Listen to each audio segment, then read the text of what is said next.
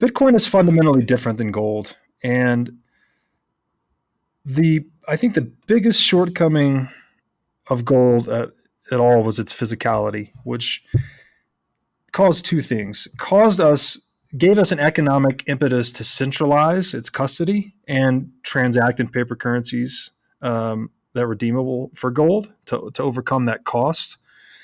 And then it also, because it's physical, it can be confiscated, right? You can come in and physically take someone's gold. And these two things are what led to central banking, in my opinion, right? You have a money that is vulnerable to theft being centrally warehoused.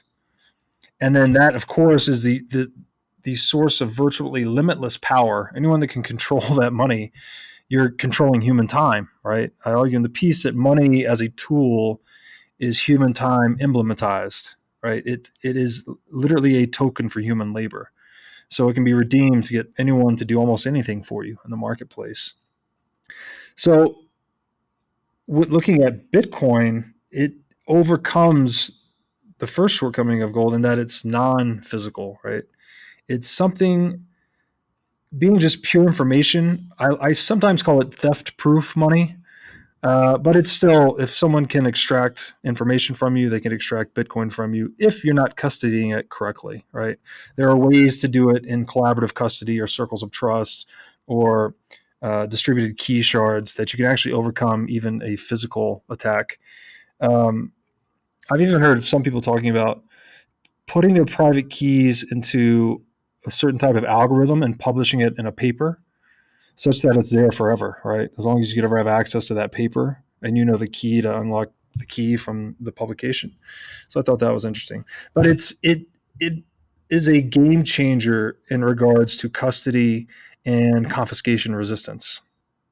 And the other thing about Bitcoin is it's so long as, at least in Western society, we have here in the United States, we have the First Amendment, right, which is the freedom of speech.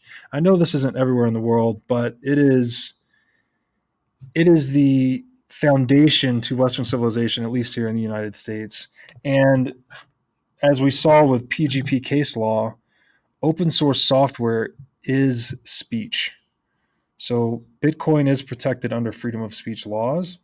And even if they were violated, it seems incredibly difficult to try to enforce something like that.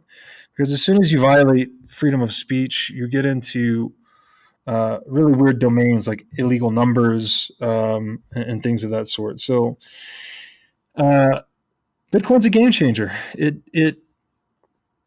And the other aspect is that these institutions that it's disruptive to, even if there's a politician or a central bank that doesn't particularly like it, they almost have an incentive to hold some as an insurance policy against its success.